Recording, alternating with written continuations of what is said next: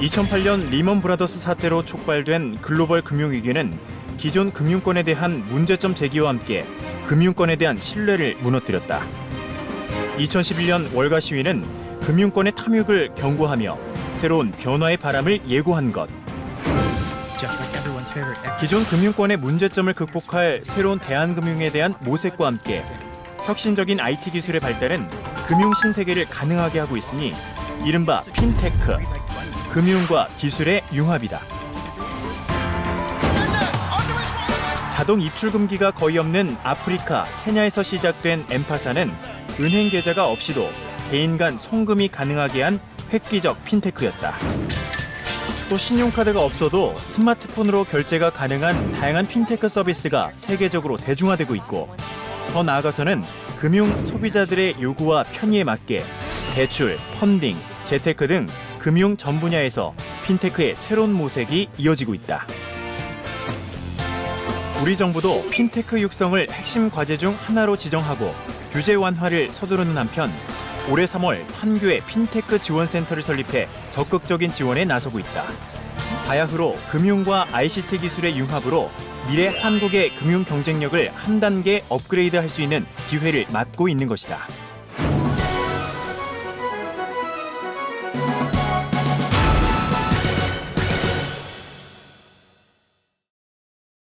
시청자 여러분 안녕하십니까? 연합뉴스TV 특집대담 한국경제 융합에서 길을 찾자, 그 두 번째 시간으로 금융과 기술의 융합에 대한 이야기를 해보겠습니다. 경제를 이야기할 때 절대로 금융을 빼놓을 수 없습니다. 금융은 경제의 처음이자 마지막입니다. 하지만 안타깝게도 한국 금융산업의 경쟁력은 과거부터 뛰어난 적이 없었습니다. 그러나 지금 금융 패러다임이 크게 변화하고 있는 중입니다. 이런 시대에 우리가 잘만 하면 금융산업의 경쟁력을 크게 끌어올릴 수 있고, 이를 바탕으로 저성장의 수렁에 빠진 한국 경제의 회생에 큰 도움을 받을 수 있습니다. 오늘 금융과 기술의 융합, 핀테크의 전문가들을 모시고 그 구체적인 해법을 찾아보겠습니다. 우선 오늘 참석하신 분들을 소개해드리도록 하겠습니다. 우선 정유신 교수님, 핀테크 지원센터 센터장을 맡고 계십니다. 안녕하세요. 안녕하세요. 네. 그리고 한국 핀테크 포럼 의장이시고 페이게이트 CEO를 맡고 계신 박소영 대표님을 모셨습니다. 네, 반갑습니다. 안녕하세요. 네, 반갑습니다. 법무부민 태평양 핀테크 팀에 계신 박준용 변호사님을 모셨습니다. 반갑습니다. 안녕하십니까. 네. 우선 시청자들이 궁금해하는 것은 핀테크가 과연 무엇인가라는 것입니다. 그래서 오늘 우리 토론은 핀테크의 개념을 명확하게 정리하는 데부터 출발하겠습니다. 우선 정유신 센터장님이 말씀해 주시죠. 핀테크 무엇을 뜻합니까? 핀테크의 앞에 이제 P는 FIN에서 파이낸스에서 따온 용어고요. 그러니까 이제 금융이란 얘기죠. 예. 그다음에 테크는 테크놀로지에서 이제 기술, 특히 이제 IT 기술을 얘기하는 건데, 그래서 금융과 IT 기술의 결합, 또는 뭐 이제 IT 기술과 금융의 결합 이렇게 얘기를 하고, 어떤 분은 이게 플러스 뭐 이렇게 표현했는데 그거하고는 약하다 해가지고 곱하기다 뭐 이렇게 얘기를 하세요. 근데 어떻게 생각해 보면은 지난 한 10년, 15년 우리가 돌아보더라도 금융 서비스에서 IT 기술이 들어가지 않은 게 사실 없습니다. 그럼요. 그래서 이거 갖다 그냥 플러스나 곱하기로 표현하는 것은 좀 뭔가 부족하고, 좀 그 어떤 한 정태적인 관점이 아니라 흘러가는 방향성의 관점에서 보게 되면 핀텍은 결국은 금융의 새로운 변화, 특히 인터넷화, 특히 이제 인터넷 중에서도 모바일 시대가 지금 열리고 있지 않습니까? 그래서 모바일화라는 관점에서 보는 것이 맞다. 즉, 우리 지금 대부분의 분들이 다 이제 손 안에 이 모바일 스마트폰을 갖고 계시잖아요. 이 속에 사실은 이제 금융이 점점 들어간다. 이렇게 이해하시면 좋을 것 같아요. 그러니까 저희가 보통 머릿속에 생각하는 금융이라 하면 뭐 은행의 지점이든 뭐 증권사의 어떤 그 영업점이든 들어가서 그 직원분들 만나 뵙고 금융 서비스에 대한 또는 상품에 대한 설명을 듣고 또 뭐 그 계좌 특기도 하고 거래를 하시고 나와서 보면 이제 금융 회사의 어떤 그런 간판이 보이잖아요. 그러나 이제 스마트폰에 들어가게 되면 스마트폰에서 켜서 들어가는 순간 마치 이게 지점에 들어가는 것 같고, 그리고 거기서 어떤 그런 금융 상품이나 서비스에 대한 그런 그 표준화된 작업을 통해서 IT 모듈에다 내장을 시켰을 때 그거 자체가 사실은 금융 직원분들과 얘기하는 그 서비스와 같은 것이고 이런 것들을 잘 체계적으로 종합적으로 모아놓은 IT 종합 플랫폼이라고 우리가 표현할 수 있는데 예. 이런 것들이 사실은 어떻게 보면 우리 손안의 모바일 스마트폰 안에 있는 금융 회사다 이렇게 표현할 수가 있습니다. 그러니까 과거 우리가 이제 이렇게 공간 속에 오프라인 플랫폼, 오프라인 스페이스 공간에서 보던 금융회사에 대한 그런 개념이 금융에 대한 개념이 이제는 손안에 예. 온라인 인터넷 특히 모바일 안에 있게 되는 그런 거다라고 그럼 생각하시면 과거에 될 것 같습니다. 비해서 금융에서 훨씬 더 IT 기술을 향한 무게 중심이 이동한 걸로 봐도 되겠네요. 더 활용도가 높아진다고 더 볼 수가 있는 활용도가. 거고요. 예. 자, 그러면 이제 우리 박소영 대표님은 실질적으로 현업에서 일을 하고 계시니까 네. 핀테크 그렇게 하면은 현장에서 열심히 뛰는 분 입장에서는 뭐라고 정의를 하실 수 있겠습니까? 핀테크는 전통 금융기관들이 그 서비스의 주체였던 것이 ICT 기업으로 그 서비스의 주체가 넘어오는 그런 예. 현상이라고 보시면 될 것 같습니다. 그러니까 과거에는 은행이나 카드사는 그 SI 업체를 통해서 예. 그 시스템을 도입을 하거나 아니면 업무 자동화를 만들어서 직접 서비스의 주체가 되었기 때문에 그 소비자는 금융기관하고 다이렉트로 서비스를 받았고 서비스를 이용했고 그렇기 때문에 또 자금의 흐름도 금융기관과 소비자하고 직접적으로 연결이 됐었는데 예. 중간에 ICT 기업이 출현을 함으로 인해서 ICT 기업이 금융기관하고 연계를 하거나 내지는 예. 금융기관과 전혀 연계 없이도 새로운 그런 핀테크 서비스를 만들고 그 서비스를 소비자에게 제공을 하고 그러므로 인해서 또 자금의 흐름도 금융기관에서 소비자가 아니라 금융기관에서 ICT 기업 그리고 다시 소비자라든지 아니면 금융기관이 완전히 빠진 ICT 기업과 소비자 간의 어떤 금융이 예. 움직이는 거죠. 자금도 움직이고 또 그래서 그러니까 이 플레이어가 전통 금융기관에서 ICT 기업으로 이렇게 옮겨가는 것이 핀테크라고 아주 할 중요한 수도 변화네요. 네, 있습니다. 그러니까 네. 거의 독점적으로 금융기업이 운영하던 부분들이 상당히 실질적인 권력의 이동이 ICT 기업으로 이동하는 것이 바로 핀테크를 이야기한다. 그렇게 보실 수 있겠네요. 예, 이 부분에서 우리가 꼭 중요하게 짚고 넘어갈 것은 그 권력의 이동이 ICT 기업을 통해서 결국은 소비자들에게 네네. 그 부분이 소비자에게 중요합니다. 더 많은 가치를 제공하기 위한 그렇죠. 긍정적인 움직임이다. 그렇죠. 자, 그런데 이제 오늘 모시면서 법무법인에서 핀테크 팀을 운영할 정도면 실질적으로 일반인들이 아는 것보다도 기업에서 상당 부분 관심을 갖고 있고 실제로 많은 일들이 벌어지고 있다는 말씀이신데 한번 근래 쭉 지켜보시면서 사례라든지 경험담을 한번 들려주시죠. 예. 우리나라에서 핀테크라는 주제로 논의가 시작된 거는 사실 한 2014년 정도부터라고 본격적으로 보시면 될 것 같습니다. 한 불과 2년이 안 되는 짧은 기간이죠. 근데 그 짧은 기간 동안에 로펌에서 느끼기에도 이 핀테크라는 주제에 쏟아지고 있는 관심이 정말 상당히 뜨겁습니다. 그래서 지금 많은 스타트업 회사들이 새로 이렇게 핀테크라는 목표를 가지고 생기고 있는 것은 물론이거니와 주요한 기존의 금융기관들, IT 회사들 거의 대부분 예외 없이 이 핀테크 TF들을 다 운영을 하고 있습니다. 예. 그래서 이제 이런 법률 수요들이 점점 늘어나기 때문에 저희 로펌에서도 올해 초부터 핀테크 팀을 별도로 구성을 해서 지금 현재 한 20분 정도 되는 전문가들이 프랙티스를 하고 계시고요. 지금 한참 핫 이슈가 되고 있는 인터넷 전문은행 설립인가 문제 같은 이런 좀 빅게임부터 시작해서 스타트업들에 대한 법률 지원까지 여러 분야에서 다양한 일들을 하고 있죠. 파이낸스라든가 또 정부의 리귤레이션에 대한 문제들 그리고 개인정보나 신용정보 또 중요한 문제들이고 일반적인 리걸 리스크 매니지먼트 예. 이런 다양한 문제들을 지금 저희가 취급을 하고 있고 또 정부에서도 관심이 굉장히 많기 때문에 예. 법제 개선에 대한 많은 지원 요청들을 받고 있습니다. 그래서 예. 정부의 이런 법제 지원들도 제가 적극적으로 참여하고 있고요. 어떻든 법무법인은 사기업이기 때문에 귀한 자원을 20명, 30명 정도 그렇게 핀테크에 지원한다는 것은 시장에서 앞으로도 엄청나게 성장성이 있다는 말씀이신데요. 네, 그렇습니다. 예. 그럼 우선 박 대표님 한번 말씀을 해보시죠. 이 최근에 들어가지고 부쩍 미디어나 이런 부분에 핀테크라는 용어가 등장하고 많은 사람들이 관심을 갖게 되고 기업들이 촉수를 세우게 된 어떤 기술적인 배경이 있는 겁니까? 아니면은 기술 외에 또 다른 어떤 이유가 있는 건가요? 예, 기술적인 배경도 있고 또 기술 외의 배경도 있고 양쪽 다인 것 같습니다. 그래서 예. 기술적인 배경은 일단 스마트폰의 출현이 가장 이런 그 핀테크를 이끌어내는데 가장 뭐랄까요 결정타를 촉진제가 되잖아요. 매기는 네, 그런 것 같습니다. 결정타를. 스마트폰이 나옴으로 인해서 뭐 출판도 스마트폰화 됐고요. 예.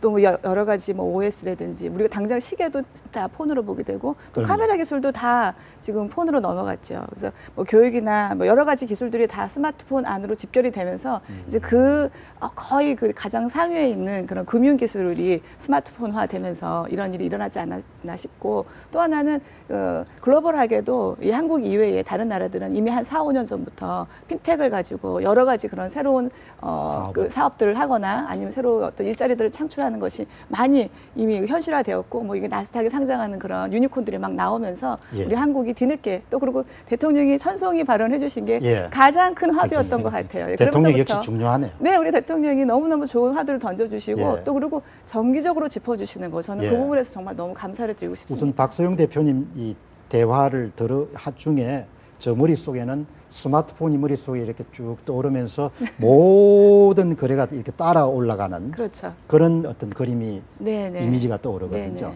우선 정유신 센터장님 어떻습니까? 최근에 이렇게 크게 부상하고 있는 핀테크는 책도 쓰셨습니까? 네. 저도 책도 아주 즐겁게 읽었습니다. 아유, 유익하게. 감사합니다. 그런데 어떤 요인 때문에 이런 부분들이 붐처럼 이렇게 떠오르는가? 우리 저 박소영 대표님이 좀 기술적인 부분 이렇게 말씀 주셨으니까 좀 보충드리면은 예. 그러니까 스마트폰은 개인적으로 어떤 표준화된 디바이스다. 예. 그러니까 표준성이라는 걸 갖고 있고 특히 이제 모바일은 모바일 스마트폰 아니겠습니까? 예. 모바일은 이게 와이어리스하고 무빙한다. 그러니까 예. 뭐 움직이기 때문에 공간의 제약이 없고 예. 또 와이어리스하기 때문에 또 시간의 제약도 벗어날 수 있는 그런 요소가 있어서 그러니까 공간 시간의 제약을 벗어난다는 측면에서는 PC하고 완전히 본질적으로 틀리고 또 이 완전히 표준화된 디바이스라는 게 세계 어느 곳으로 누구나 다 쓸 수 있다는 게 굉장히 큰 강점으로 해서 거의 이게 저는 뭐 이렇게 표현해요. 승수적인 효과를 갖고 있다.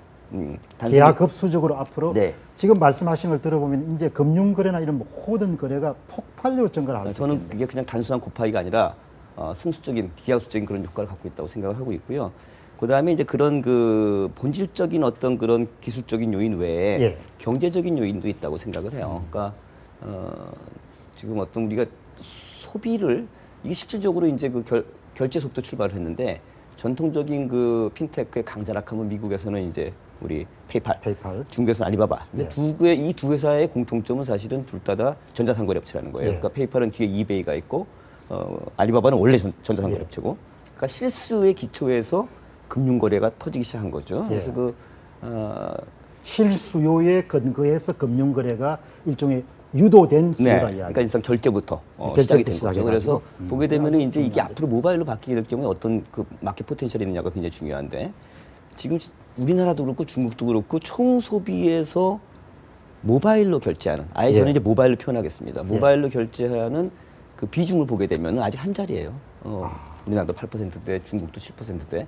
그러면 우리가 쉽게 생각해 갖고 앞으로 이런 모바일 스마트폰을 이용하는 그런 그 비중이 어떻게 될 거냐. 이것은 굉장히 빠른 속도 늘어날 거는 것은 누구나 공감을 하잖아요. 예. 그럼 이게 20%, 30% 정도 늘어났을 때에는 굉장히 빠른 그런 어떤 속도로. 그 기하급수적인 효과가 있을 거다. 예. 또 하나는 이제 굉장히 중요한 요소인데 기술 혁신, 핀테크 기술 혁신입니다.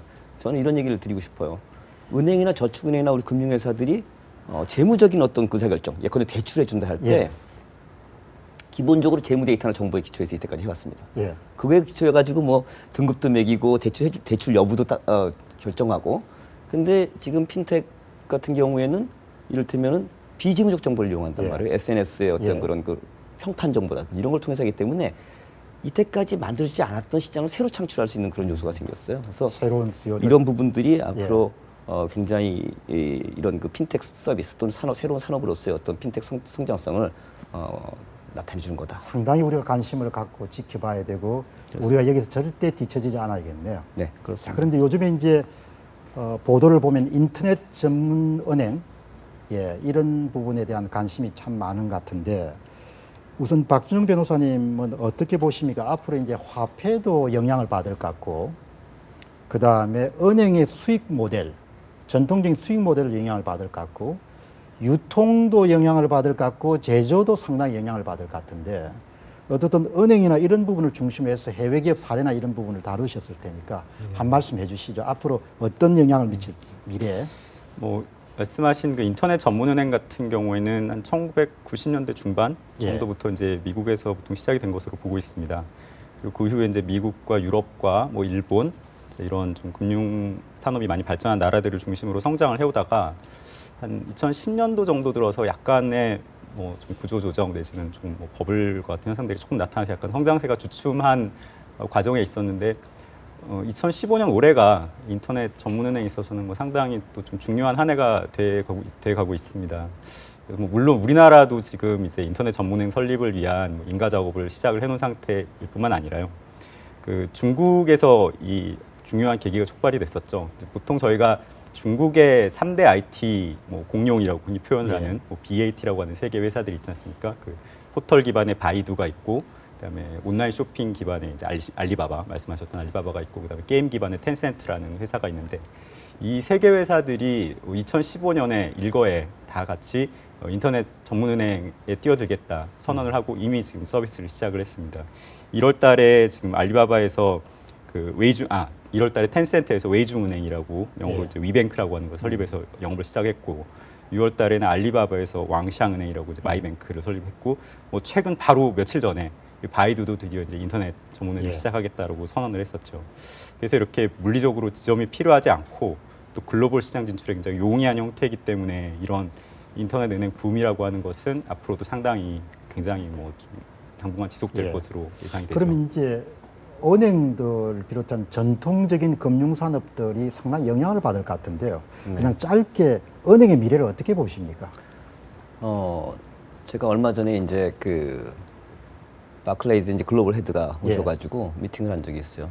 본인들은 그렇게 그것도 본인들 입장에서 볼 땐 그걸 썩 반기는 건 아니지만 미래는 디지털 뱅크로 간다. 디지털 뱅크로. 이미 사실 영국 같은 경우에는 70% 이상이 디지털 뱅크가 되고 있다라고 얘기를 하고 있고요. 보시면. 네, 그래서 이런 게 앞으로 큰 변화로 자리매김할 것으로 봅니다. 박소영 대표님, 그러면은 이 세계적인 그런 기업들, 핀테크 분야에서 상당한 성취를 이룬 그런 기업들은 어떤 공통점이 주로 있기 때문에 그렇게 정상에 빠른 시간 내에 진출했는지, 성공 요인 같은 부분들을 사업을 하시니까 이렇게 보실 거 아니에요. 규모는 차이가 있겠지만 저걸 좀 배우고 싶다. 왜 그렇게 잘된 경우입니까? 제가 단정지어서 말씀드리자면, 결론부터 말씀드리면 그 각 나라의 정부의 강력한 의지가 정부의 의지가 뒷받침됐기 중요하다. 때문에 그런 스타 기업들이 나오고 상장 기업까지 나왔지 않나 생각. 물론 기술 굉장히 다 좋습니다. 많이 발전했고요. 그리고 또 그다음에 금융이기 때문에 소비자가 바로바로 반응을 하고 같이 써주기 때문에 이 서비스가 얼마나 좋으냐 나쁘냐는 금방 옥석이 가려지는 그런 장점도 있는데, 그보다는 여러 가지 그 전통 금융기관들이 가지고 있던 그런 기득권을 ICT 기업이 그 힘을 옮겨갈 수 있도록 하는 것은 금융기관이 아니죠, 정부가 얼마나 강력한 의지를 가지고 중재를 해주고 도와줬느냐가 답이 아닌가 저는 그렇게 생각합니다. 랜딩클럽의 일화도 보면 정부가 처음에 랜딩클럽이 하고 있는 것을 몰랐는데 알고 보니까 이게 전혀 법률에도 없고, 그래서 빨리 법률을 만들어서 랜딩클럽이 할 수 있도록 만들어줬던 상황도 그렇고, 또 그다음에 뭐 코인베이스 같은 그런 비트코인 회사도 뭐 미국에서는 굉장히 어느 정도는 보장을 받고 있는 상태이거든요. 또 그리고 뭐 알리페이 마찬가지로 정부가 항저우에서 뭐 굉장히 강력하게 밀어줬기 때문에 알리페이가 컸다라는 그런 일화가 있습니다. 네, 엠파사도 그렇고요. 아주 박소영 대표님 말씀이 참 의미가 있는데요.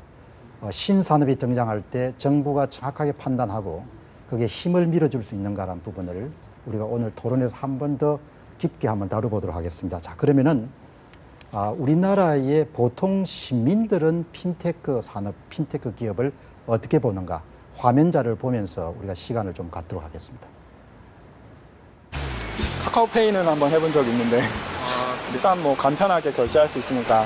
광고에서는 엄청 많이 광고를 하고 거의 다 모든 가맹점에서나 실생활에 유용하게 쓸 수 있다고는 얘기를 하는데 아직까지는 그게 뭐 홍보가 덜 된 건지 이렇게 활용이 많이 되는 곳이 없더라고요.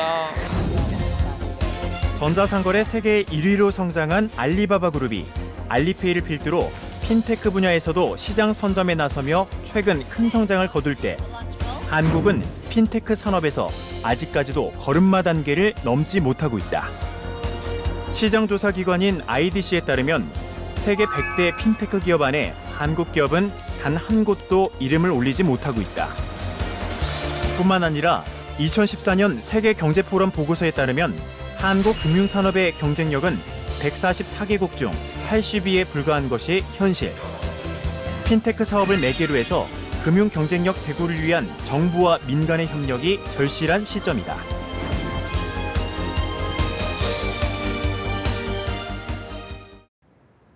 최근에 중국의 알리페이의 약진을 보면은 우리가 IT 강국이었는데 어떻게 차이가 저렇게 났을까라는 생각을 하시는 시민들이 꽤 계신 것 같습니다. 어떻게 고전하게 됐는지 우리 박소영 대표님이 아마 하고 싶은 말씀이 많으실 것 같은데 뭐 솔직하게 좀 해주시죠. 우리가 다 나라 잘 되려고 이런 프로그램을 만들었으니까요. 네. 네. 어떻게 이렇게 우리가 좀 고전하게 됐는지. 우리 다 같이 고전하게 된 거는 우리 정부가 굉장히 소비자들을 많이 보호하는 그런 경향이 있으세요. 그래서 소비자들이 혹시라도 어떤 피해를 입을까에 대해서, 네, 어떻게 보면 살짝 과민했지 않아 이렇게 생각합니다. 그래서 특정 기술이나 특정 방법으로 저 사람이 누군지 멀리 리모트에 있는 사람을 확인하게끔 하는 것들을 정부가 많이 가이드를 하셨어요. 가이드했기 때문에 우리나라 안에서는 정말로 카드 쓰는 사람이 내가 쓴 적 없어라고 하는 사람을 거의 1년 내내 만나볼 수가 없습니다. 그러나 대신 그런 과민하게 너무 우리가 이렇게 또 딱 이렇게 뭐랄까 울타리를 만들어준 부분 때문에 우리는 그 직구로 인해서 뭐 한 5조 원씩 사오지만 우리가 거기에 한 10분의 1도 팔지 못하는 그런 현상이 빚어진 거죠. 과잉 보호가 예. 어쩌면 과잉 규제를 낳았기 때문에 네. 우리가 새로운 분야를 선점할 수 있는 그런 예. 기회에서 조금 손해를 봤다. 네네. 예, 그 우리 예, 반성하고 과거에는. 따라잡아야겠네요. 네네. 자, 그럼 우리 박준영 변호사님, 그런 규제나 이런 부분 사이에 갈등이 참 많을 것 같은데 그동안 일해 오시면서 한번 경험하신 그런 규제 사례라든지 또 해외 인프라 사례라든지 이런 부분 한번 말씀을 해주시죠. 네, 글로벌 회사들이 이제 국내 사업을 많이 진출을 하려고 노력을 하고 있습니다. 근데 그럴 때 한 번씩 보게 되면 느끼는 것들이 뭐 예를 들면 보안성의 심의 같은 문제들이 있거든요. 그 박 대표님 말씀하신 것처럼 이제 보안성은 소비자 보호를 위해서 굉장히 중요한 문제이기는 한데 우리나라 같은 경우에는 기존의 보안성 이 적격 심사 같은 제도들을 통해서 어떤 실체적인 보안이 얼마나 정말 실질적으로 잘 되고 있느냐의 문제라기보다는 좀 어떤 형식적으로 이 그 요건들을 갖추고 있느냐 이런 면에 조금 더 관심이 많아왔던 면이 있습니다. 그렇기 때문에 글로벌 기업들 같은 경우에는 뭐 우리가 보기에는 훨씬 더 우리 보안 솔루션이나 시스템이 우수하고 뛰어난데 뭐 한국에서 말하는 이런 요건들을 못 갖췄기 때문에 이걸 뭔가 보완해야 된다는 이런 상황들이 좀 납득이 잘 안 가는 거죠. 공직에 계신 분들은 뭔가 우리가 일을 했다. 그래서 문제가 발생하더라도 우리가 책임이 아니다는 그런 생각이 있는데 이 정주신 센터장님은 이제 정부 관련해서 아주 밀접하게 업무를 하고 계시니까 꼭 정부는 아닙니다만은. 예, 어떻습니까? 이 교직에도 계시면서 이렇게 센터장을 맡으실 정도면은 정부에서도 꼭 이런 문제를 해결하시는 적임자라고 이렇게 판단하셨을 것 같은데. 이제 규제 부분에 대해서는 저도 공감을 합니다. 그러니까 우리나라가 지금 지나치게 사전 예방적인 그런 소비자 보호를 위해서 그럴 수도 있고 뭐 여러 가지 금융 시스템의 안정을 위해서 그럴 수도 있는데 그런 것 때문에 이제 산업으로서의 어떤 금융 경쟁력을 강화시키지 못했다라는 점을 공감을 하는데 이제 물론 이제 과거의 스토리는 있어요. 저희가 대기업 중심 경제 성장을 했잖아요. 그러다 보니까 산업자본이 금융에 들어오지 못하게 좀 규제를 하는 그런 장치를 했었고 특히 이제 우리나라가 소규모 개방 경제예요. 수출 중심 경제이기 때문에 외생 쇼크에 굉장히 약합니다. 그래서 IMF까지 가지 않았습니까? 그래서 금융 쪽의 어떤 그런 중요성을 굉장히 중시했다는 점. 민감한 이슈들이 좀 있습니다. 그리고 제가 지금 핀테크 지원센터장을 하면서 금융 산업을 IT와 결합한 이런 핀테크의 어떤 툴들을 활용을 해서 경쟁력 활성화시켜야 된다는데 굉장히 공감을 하고 좀 노력을 하고 있지만 민감한 이슈들이 앞으로도 좀 남아 있다. 첫째는 금융은 실무라고 틀립니다. 근데 우리 상품 만들게 되면 만들고 제조해서 또 이거 갖다가 뭐 패키징하고 마케팅하고 보낼 때까지 시간이 걸려요. 그래서 나름대로 어떤 위험을 차단할 수 있는 그런 시간적 여유를 갖고 있지만 금융은 단추만 누르면 대규모의 돈들이 들락날락합니다. 그리고 전 산업에 영향을 크게 미칠 수가 있어요. 이런 부분들을 우리가 신경을 써야 되는 부분이 하나 있고 또 하나 핀텍 관련해서 지금 이슈가 되는 건 우리가 경우에 따라서는 새로운 어떤 그런 그 수익 모델을 만드는 건 관계가 없는데 지금 금융회사 직원들하고 관련된 것들은 고용 이슈가 있을 수 있는 거 이런 걸 어떻게 헤쳐나갈 거냐. 또 세 번째는 혁신 서비스는 어떤 그 투자 관점에서 볼 때 리턴이라고 그러면 사실은 보완은 리스크거든요. 그래서 이 보완 리스크가 있습니다. 그래서 이런 민감한 이슈들을 어떻게 균형을 갖춰서 우리가 헤쳐나가느냐 하는 게 중요한 이슈가 될 것 같습니다. 지금까지 우리가 좀 잘못한 것은 고치면 되는데 일단 고치기 위해서는 현장의 목소리가 좀 정확하게 전달될 필요가 있다고 봅니다. 우선 그 박소영 대표님 현장에서 일하시면서 이런 규제 사항은 좀 개선이 돼야 아마 앞으로 핀테크 사업이 꽃을 피우는데 크게 도움이 될 것이다. 이런 문제 한번 이야기 좀 해주시면 좋겠습니다. 예.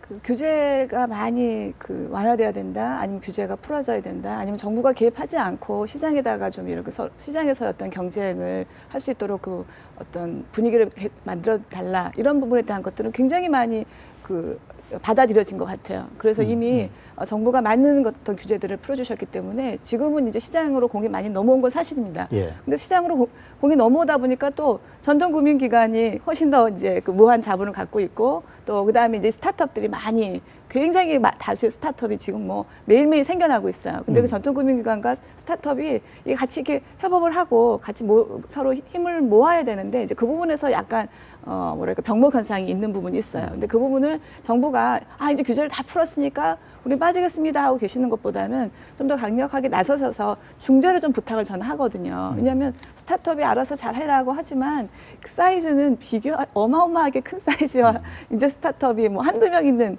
그런 기술만 갖고 있거나 아이디어 갖고 있는 그런 기업들이기 때문에 그런 부분에서는 정부가 좀 더 이번에는 좀 중재를 좀 해주시면 전 좋지 않겠나 이런 생각이 들고요. 이 교수님 말씀대로 다양한 그런 그 리스크가 있어서 금융은 그냥 일반 상품하고는 다르기 때문에 위험한 부분이 있습니다. 근데 요게 핀테크가 ICT 기업들, ICT 기술이 금융이 되는 거기 때문에 ICT는 얼마든지 작은 그런 그 스몰 프로젝트를 할 수 있는 그런 가능성이 있어요. 무슨 말이냐면 은행을 하더라도 1억 원짜리 은행을 합시다라고 할 수 있어요. 충분히. 100명에게만 대상으로. 얼마든지 가능성이 있거든요. 그래서 저는 부탁드리고 싶은 것은 그런 소규모 프로젝트나 아니면 소규모 그런 도전을 해볼 수 있는 기회들을 할 수 있는 부분들 열어주시고, 그 다음에 그걸 가지고 가능성이 있으니까 하라, 아니면 이건 하면 안 되겠다를 하면 좋지 않겠나. 외국도 보면 그런 것 같습니다. 어느 정도 사이즈까지는 정부가 그냥 둬요. 그러다가 충분히 사이즈가 커지면 그때 가서 이제 테이블에 놓고 어떤 거를 맞춰주세요, 어떤 보완을 하셨습니까를 물어보거든요. 또 우리도 그런 부분이 좀 있으면 훨씬 좋겠다. 박소영 대표님 말씀을 이렇게 듣다 보니까 산업이든 기업이든 인생사든 간에 때로는 리스크를 안고 실험을 해보고 또 도전을 해보고 청년 정신을 가지는 것이 필요하다. 그런 말씀으로 아마 귀담아 정책하시는 분이 들으시고, 어떻든 언제부턴가 우리 사회가 실험 정신을 많이 상실했는데 핀테크 분야에서도 이런 부분을 절대 놓치지 않도록 그렇게 해야겠습니다. 우선 그 정중신 센터장님, 이 정부 규제 개선은 지금 어떻게 진행이 되고 있는지요? 이제 5월 달에는 뭐 또 우리 박수영 대표님 회사하고 직접 관련이 되지만 이제 전자금융업 등록 기준 같은 걸 완화했죠. 그래서 자본금도 이제 근데 페이 같은 거 하면 10억 이상 이렇게 낮추고, 등록 절차도 굉장히 간소화를 했고요. 또 이제 그 중요한 것 중에 하나가 이제 비대면 실명 확인 절차 갖다가 이제 다양하게 쓸 수 있도록 유도를 했고, 또 그 7월 6일 날은 지난 7월 6일 날은 또 크라우드 펀딩 이게 이제 국회 본회의를 통과해서 이건 내년도에 이제 또 실시가 될 수 있도록 돼 있고, 우리가 아는 것보다 훨씬 더 그동안 일들이 많이 진행이 많이 됐네요. 있습니다. 인터넷은행도 지금 도입해서 이제 아마 그 4달 정도, 다음 달 정도에는 또 인터넷 전문행이 또 결정이 되지 않겠습니까? 그러면 본격적으로 또 내년부터 나올 수가 있는 그런 구조가 되고요. 많은 지금 변화를 갖다 하고, 특히 저희 센터 같은 경우는 이제 생태계 조성에 중심 하나 축으로 지금 만들어서 하고 있으니까요. 우리 박준영 변호사님, 해외 사례들도 많이 이제 법률 업무를 하다 보시면 많이 다루실 것 같은데 이런 거를 조금 더 우리가 잘하면 좋겠다. 해외 사례를 보면은 그런 부분에 대한 아이디어를 좀 제공해 주시면 좋겠는데. 지금 센터장님 말씀하신 것처럼 지금 이제 규제 문제에 있어서는 정부가 상당히 의욕을 가지고 있기 때문에 지금까지 해소가 되어 왔고 앞으로도 기대가 되는 부분입니다. 근데 이제 아직까지 조금 하나 남아 있는 부분 중에 하나가 이제 빅데이터와 관련된 부분이거든요. 이게 빅데이터라고 하는 것이 사람들에 따라서 이야기하기로는 최근 이제 정보사회 유전이다 이런 말도 표현할 할 정도로 굉장히 이렇게 현대사회에서 가치가 높은 자산인데 그리고 그렇기 때문에 이제 핀테크라는 이 분야의 성패도 결국은 빅데이터의 활용 여부에 달려 있다라고 얘기하시는 분들도 많아요. 그런데 이제 우리나라에서는 이 개인정보보호법제가 예. 굉장히 뭐 상당히 엄격하게 지정이 돼 있고 또 최근 몇 년 동안에 뭐 대규모의 이 개인정보 유출 사태들이 반복적으로 발생을 하다 보니까 정부도 마찬가지고 일반 국민들도 마찬가지고 뭐 법을 집행하는 뭐 법원, 검찰 다 마찬가지고 이 문제에 대해서 굉장히 예민하게 지금 생각들을 하고 계시기 때문에 이것이 해결이 안 되고 있는 측면이 좀 있습니다. 아직까지 논의가 되고 있는데 뭐 이것은 어떤 프라이버시의 문제하고 그다음에 기업의 혁신의 문제 이 두 가지가 이렇게 충돌을 하는 접점에 있는 문제인데 뭐 개인의 어떤 특정성 아이덴티티를 비식별화하고 뭐 이런 형태로 이렇게 빅데이터를 좀 활용을 많이 할 수 있는 그런 법제들을 개발을 하고 이제 정립을 시켜서 이 문제들을 통해서 좀 우리 핀테크 산업이 많이 활성화될 수 있는 그런 계기를 마련해야 될 필요가 있는 것 같습니다. 예. 자, 이렇게 이제 논의를 진행하면서 우리가 다음으로 한번 알아봐야 될 것은 핀테크 사업이 앞으로 어떻게 전개될 것인지, 또 핀테크 사업이 경제 전체에 어떤 영향을 미칠 것인지라는 부분을 화면자를 보시면서 한번 우리가 논의를 하도록 하겠습니다. 초기에 송금과 결제 위주의 금융 서비스에 집중되었던 핀테크는 점점 그 투자 영역을 다른 금융 영역으로 확대하고 있다. 금융권의 고유 영역이었던 많은 분야를 핀테크 기업들이 나누어 갖고 있는 것이다. 이 핀테크 기업은 대출만을 전문으로 하는 업체다. 미국의 패스트 컴퍼니즈에 따르면 2015년 가장 혁신적 기업 1위로 퀵스타터, 2위를 삼성전자의 사물 인터넷 부문으로 꼽았다. 이 업체는 크라우드 펀딩, 대중들에게 투자를 받는 핀테크 기업으로 앞으로 금융의 전 영역이 재편되리라는 점을 시사하고 있다.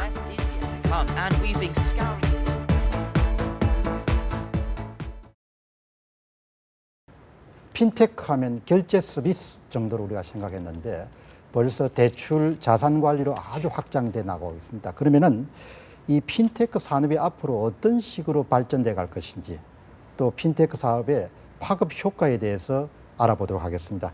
우선 박소영 대표님 어떻습니까?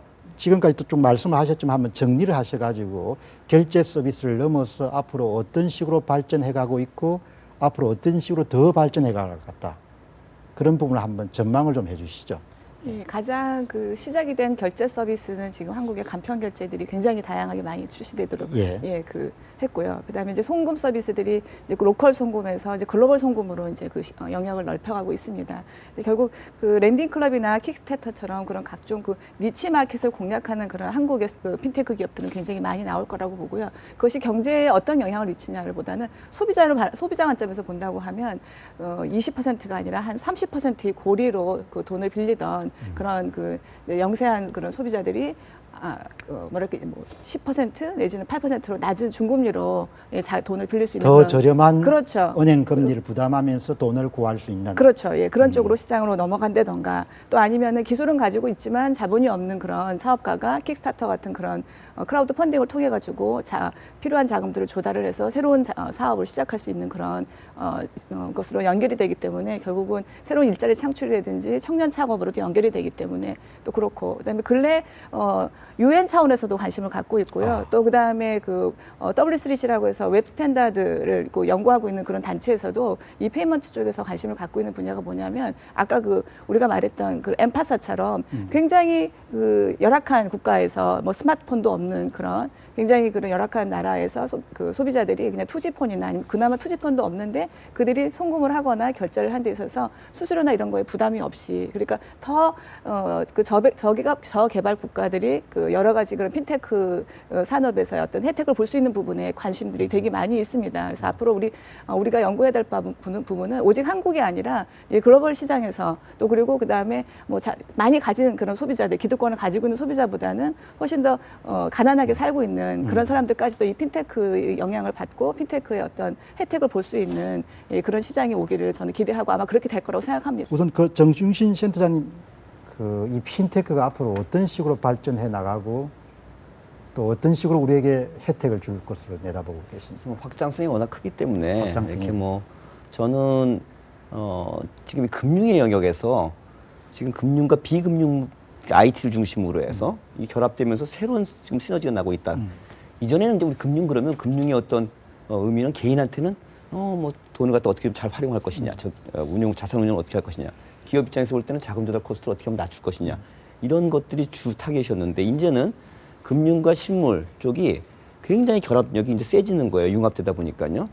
그래서 마치 이제는 금융의 경쟁력이 실물의 경쟁력에 같이 에디드 밸류가 되는 부가가치를 줄 수 있는 앞으로 예컨대 우리나라가 수출을 할 때 금융의 경쟁력 또는 금융 시스템이 얼마큼 경쟁력이 있느냐에 따라서 수출이 얼마큼 늘고 줄고 제품에 따라서 이렇게 될 수가 있을 거라고 저는 생각합니다. 그래서 지금 아까 페이팔, 이베이도 그런 각도에서 좀 저는 해석을 하고 있고요. 또 하나 또 중요한 거는 이렇게 서로 뭐 이미 있는 어떤 시장에서 들어가 갖고 어떤 와해적인 어떤 혁신을 일으키는 것도 있지만 새로운 시장의 창출 아까 말씀드렸지만 예컨대 전혀 다른 디멘전 차원으로 저희가 데이터나 정보를 활용함으로 해서 예컨대 뭐 아까 대출한다라든지 또는 뭐 소액 자금을 갖다 활용한다든지 이런 부분들이 가기 때문에 이거는 어떻게 보면 롱테일 영역의 활용이거든요. 그러니까 특히 이제 최근 뭐 우리나라뿐만 아니라 글로벌 시장 전체가 양화돼 있잖아요. 그래서 롱테일을 어떻게 시장을 살리냐가 굉장히 중요한데 거기에 굉장히 중요한 수단이라는 차원에서 볼 때는 경제 사회적인 임팩이 굉장히 크다라고 보고 있고요. 단순히 어떤 그런 핀텍 금융 시장뿐만이 아니고 비금융 부문 특히 뭐 이제 유통 같은 건 전자상거래 갖다가 활성화시킨 거고 핀텍에 의해서 또 이 금융 같으면 지금 또 핀텍이 또 그런 식으로 활성화시키고 있는 거. 물론 IT는 하드웨어뿐만이 아니라 뭐 지금 거기에 뭐 센서라든지 칩을 넣는 그런 하드웨어 뭐 지금 온갖 소프트웨어가 또 발달되고 있지 않습니까? 이 핀텍 관련해서 그런 부분에서 어떤 활성화. 저는 이제 부동산 쪽도 요새 우리 뭐 직방이니 방콜이니 뭐 이런 얘기들 많이 하잖아요. 이전 같으면 제가 부동산 교수님하고 얘기할 때 부동산이 버블인지 아닌지는 지나가 봐야 한다 뭐 이런 얘기를 하세요. 좀 자주적인 얘기기도 한데 그 이유가 뭐냐면 부동산의 데이터와 정보가 없습니다. 이게 다 지금 비상장 비공개잖아요. 그러니까 예컨대 뭐 공실률 알 수 없어요. 예. 건물주가 내지 않는 한은. 근데 이제는 이 손안에 있는 모바일을 통해 가지고 예컨대 원룸 투룸에 대해서 수요자가 찍힙니다. 예컨대 수요자는 빨간불, 예컨대 뭐 공급자는 파란불 이렇게 해서 찍히게 되면 샘플이 커질수록 보기만 하면 어느 지역에 지금 수요가 공급자가 얼마큼인지 정확하게 알 수가 있게 되는 거죠. 이건 뭐 공실률 뭐 알리고 안 알리고 한 게 없습니다. 그래서 이런 부분들이 부동산 시장에 나아가서 건설 시장에도 굉장히 큰 임팩트를 줄 수 있다는 차원에서 봤을 때 금융에 그치지 않고 네. 전방위로 모든 삶의 구석구석까지 영향을 미칠 수 전후방 있겠다. 효과가 굉장히 크고요. 저는 예. 수출입 창고 예. 최근에 이제 한중일 이커머스 전자상거래 예. 단일화 시장 합의를 했잖아요. 당연히 그렇게 되면 금융 쪽이 그쪽에 쫓아가야 된다. 라고 생각합니다. 그런데 잘못하면 금융이 힘을 잃으면은 유통으로 비롯해서 제조까지도 엄청나게 타격을 받을 수 있는 그런 양날을 가지고 상황입니다. 칼이 될 수 있는 거죠. 예. 우선 그러면 이제 이 방송을 보시는 서민들은 궁금한 것이 좋다 이야기야. 좋은데 그럼 내한테 혜택이 어떻게 오냐? 이게 관심이 있을 것 같거든요. 네. 아까 그 지적하신 게 참 제가 볼 때는 의미가 있는 지적이었습니다. 서민들도 고금리가 아니고 저금리로 상당히 돈을 이렇게 빌릴 수 있는 그런 가능성이 있다. 그러면 일반 서민들의 금융 생활에는 어떤 영향을 미칠 것 같습니까? 핀텍 산업이 꽃을 피우게 되면.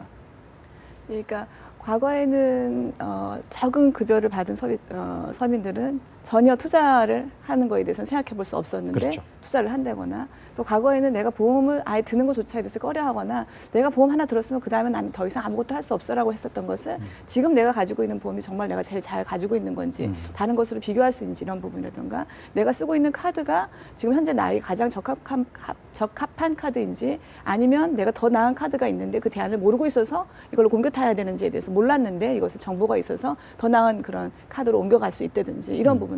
그러니까 서민들 입장에서는 굉장히 적은 금리를 세이브한다든지 더 적은 그런 수수료를 세이브하는 것은 굉장히 큰 중요한 이슈지 않습니까? 그럼요. 근데 그동안은 그런 정보가 없어서 아니면 그런 기능이 없어서 할 수 없었던 부분들이 핀테크가 몸으로 인해서 많이 가지고 있고 좀 부유한 분보다는 서민들에게 더 많은 혜택들을 줄 수 있다고 저는 생각을 아주 하고 긍정적인 그런. 일자리 창출. 네. 예. 그리고 또 교수님은 살짝 전통 금융기관에 계신 분들의 어떤 그런 일자리에 대해서 우려하는 그런 말씀하시긴 했지만 저는 항상 그런 그 금융기관에 간 말씀을 드려요.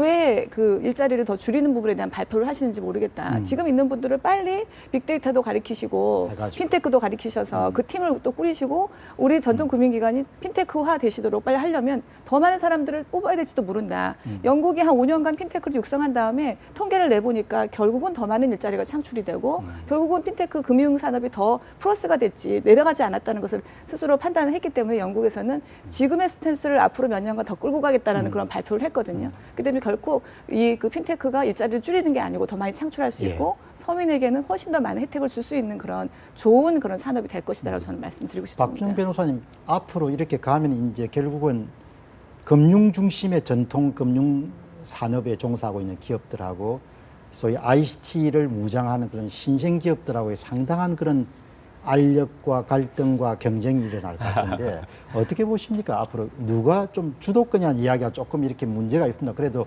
용어상 누가 신생 기업들이 등장하는 것이 상당 부분 더 힘을 얻겠습니까? 어떻게 전개될 것입니까? 저는 뭐 주도권이라는 말보다도 예. 이렇게 변화의 시초가 어디에서 시작되는가 뭐 그런 측면에서 접근을 해야 된다고 생각을 합니다. 잘 아시는 것처럼 금융이라고 하는 분야는 굉장히 안정성을 추구해야 하고 보수적인 성향의 이제 경제 분야이고 ICT는 뭐 정반대의 대착점에 있죠. 항상 예. 새로운 것을 추구하고 항상 변화를 찾아 나서는. 근데 이제 이런 핀테크라는 새로운 영역에 있어서 과연 어느 쪽에서부터 변화가 시작될 것인가를 생각을 하면 뭐 답은 당연히 이제 항상 이제 새로운 뭔가를 찾아 이제 헤매고 있는 ICT 회사들에게서 당연히 시작이 될 것이고요. 이제 다만 뭐 하나 저희가 생각해야 될 것은 이것이 뭐 단기적으로는 예컨대 뭐 서로 간에 좀 업무에 대한 기존의 업무 영역에 대한 좀 침범 뭐 어떤 그런 식의 생각이 들 수도 있고 뭐 또 단기적으로 그런 효과도 나타날 수 있겠지만 장기적으로 볼 때는 이 ICT와 이렇게 파이낸스 분야가 융합된다라고 하는 것은 뭐 어떤 전혀 정말 새로운 시장을 창출해내고 뭐 전혀 이제 새로운 서비스를 개발해내는 어떤 새로운 현상으로 발전을 할 가능성이 충분히 있거든요. 예. 그렇기 때문에 뭐 양쪽의 진영에서 어떤 뭐 주도권 다툼을 한다기보다는 이건 정말로 새로운 어떤 미래의 큰 그림을 보고서 이렇게 좀 적극적으로 나아가고 진취적으로 나아가야 될 그런 이슈가 아닌가 생각합니다. 정유신 센터장님, 어떻습니까? 우리 금융산업에는 우리 금융이 제조업에 비해 상당히 좀 이렇게 실망스러운 성과를 가져온 건 사실이죠. 그럼 이 핀테크 산업이 접목이 되면서 어떤 일들이 우리 금융산업에 일어날 것으로 봅니다. 글쎄 기본적으로 우리가 동종 교배를 하게 될 경우에 시너지를 내기는 쉽지 않습니다. 그러니까 뭐 생물학적으로도 그렇지 않습니까? 그래서 이종 교배를 할 때 가장 강력한 시너지가 나죠. 그러니까 이종 교배니까 좀 이질적이기 때문에 거기에는 갈등도 있을 수는 있지만 그걸 어떻게 좀 슬기롭게 지혜롭게 극복하냐에 따라서는 굉장히 시너지 많이 낼 수 있다는 차원에서 볼 때는 IT와 금융의 결합, 금융과 IT가 굉장히 중요하고요. 특히 우리나라가 어떤 여러 가지 이유로 해서 글로벌 시장에서 어떤 금융 경쟁력이 강할 수 없는 그런 조건들이 많이 있었는데 다행히 IT는 우리나라가 여전히 글로벌 시장에서 강하다라는 그런 인식을 갖고 있는 그런 상태에서 글로벌 금융이 IT를 활용을 해서 지금 새로운 변화를 시도하는 추세로 가고 있단 말이죠. 그러니까 이런 것은 우리나라의 전략적인 관점에서 볼 때는 국가 전략적 관점에서 볼 때는 굉장히 좋은 기회다라고 생각하고 있고요. 이거를 적극적으로 활용을 하되 딴 나라들도 거기에서 갈등들이 있었어요. 트라이얼 에러가 있고 그건 슬기롭게 저는 이제 Y적 혁신, 상생적 혁신으로 표현을 하는데 좀 갈등적 요소는 줄일 수 있고 어떻게 하면 상생 요소 갖다가 강하게 만들 수 있느냐를 정책적으로 고민할 필요가 있다고 봅니다. 업계에서 보시면은 다른 나라들은 좀 잘하는 나라들에서 뭐가 가장 탐이 납니까?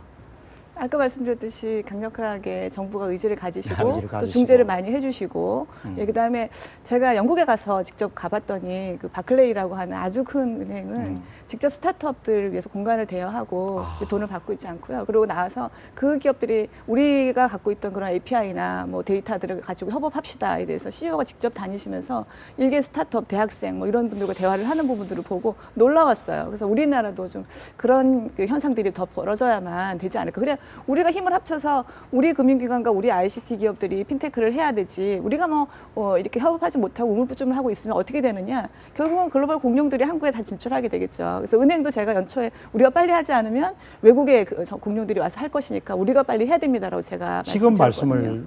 말씀을 들으면은 제도나 정책의 문제만 거쳐서는 안 되고 그렇죠. 우리 자체가 갖고 있는 그 협업, 네. 협동 문화의 부활 같은 부분들이 네. 상당히 또 의식이라는 정신이라는 이런 부분에서 그런 전통 기업에 계시는 CEO 분들이 조금 열린 자세를 가져야겠네요. 네, 그래서 지금 이제 예. 공은 전통 금융기관과 그 ICT 기업 쪽으로 넘어왔다고 거의 볼 수도 있어요. 근데 예. 이제 그러면 그 전통 금융기관, 은행이나 카드사 분들이 제일 CEO부터 맨 밑에 있는 그런 일반 사원들까지도 같이 그 ICT 기업을 포용하고 같이 뭔가를 할 수 있는 그 동등한 관계 그리고 서로 파트너라는 생각들을 빨리 가져주시는 것이 지금 중요하다, 우리가 이야기죠. 굉장히 중요하다. 안 그러면 향후에 또 몇 년 지났을 때 아차 하는 거를 우리가 한번 다시 한번 하지 정신적으로 않을까. 어떻습니까? 지금 말씀하신 거에 예. 대해서 뭐 100% 동감을 예. 하고요.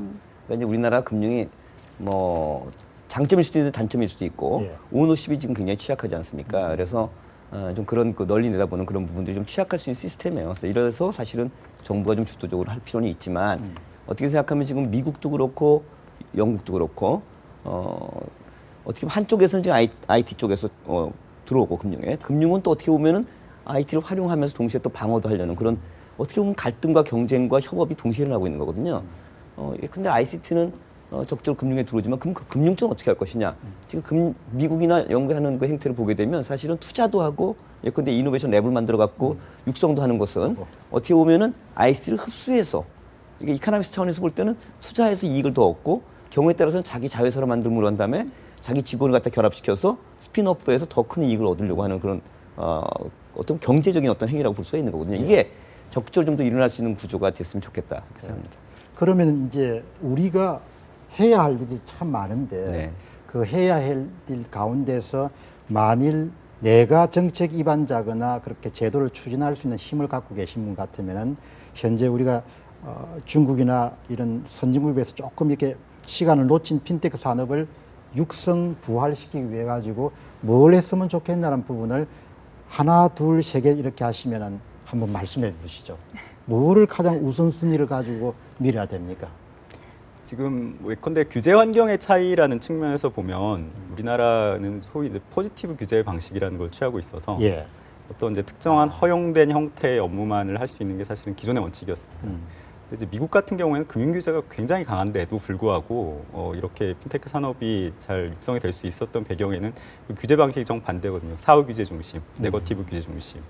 그래서 중요한 이제 것이죠. 일단 뭐 모든 형태는 허용은 하되 뭐 나중에 문제가 되면 책임은 져라. 뭐 이런 형태 그런 컨셉의 규제 방식이기 때문에 이것이 어떤 계속해서 변화와 혁신이 일어나는 분야의 산업에서는 사실은 맞는 규제 방식이 아닌가 생각이 예. 들거든요. 근데 물론 굉장히 어려운 일입니다. 이게 우리나라의 전통 기존의 법제도랑은 사실은 전혀 통념을 컨셉이 다르기 깨는 때문에 이것을 네. 어떻게 실행을 할 수 있을까에 들어가면 사실 이것은 하루 이틀 고민해서 결론이 나올 수 있는 문제는 그래서 아니거든요. 박 대표님 우리가 이게 고민을 저 변호사님 고민을 하셔야 될 거는 판 자체가 엎어지는 시대니까 맞습니다. 우리 의식도 좀 엎어야 되는 시대죠. 그렇습니다. 예, 박소영 대표님 어떻게 하시면 이 좀 부활을 시킬 수 있겠습니까? 예, 그 쉬운 일은 아닌데 의식이 변하고 그다음에 그 시각, 그다음에 예. 시야들을 좀 변화시킬 필요는 있으세요. 예. 그러니까 좀 더 가진 기업들 이미 또 그리고 어느 정도 토대를 갖추고 있는 기업들이 대부분 다 우리가 하면 되지라고 하는 생각이라든가 이런 부분들 좀 버리시고 또 스타트업들에게 더 많은 것들을 좀 듣고 그들과 협업하려고 하는 그런 마인드를 많이 가지시거나 아니면 내가 좀 할 수도 있어 보이지만 그건 나는 좀 더 어려운 거 하고 더 그 분야는 저 스타트업에게 한번 맡겨봐야겠다라는 그런 마음을 가지신다는 거 참 어렵긴 어려워요. 진짜 어려운데. 어려우니까 해야죠. 예, 근데 어렵지만 그렇게 해주시길 전 바래요. 요즘에 안 그래도 업계는 좀 그런 부분이 있습니다. 예. 예. 우선 정유신 센터장님 한번 간단하게 이야기를 해주시죠. 저는 그러면 시간 순서에 따라서 1, 2, 3를 얘기할게요. 예, 간단하게 당장 제일 말씀해 중요한 주세요. 거는 인프라예요. 인프라. 그러니까 지금 핀텍 산업, 새로운 산업은 인프라가 없어갖고 항상 문제가 되거든요.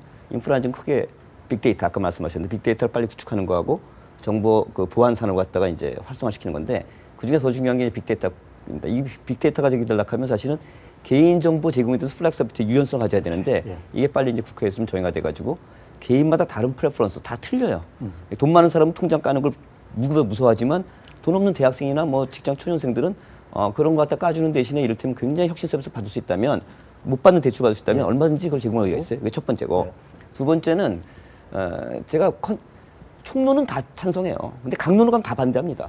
따라서 이거는 컨셉을 갖겠다는 건 현실적이지 않아요. 그래서 중요한 거는 제가 보기엔 어떻게든지 뭔가 다른 어떤 인센티브를 줘야 된다. 지금 규제 완화 굉장히 중요하지만 정말 상생적인 어떤 혁신을 일으킬 수 있는 부분에 대해서는 인센티브를 더 추가해라.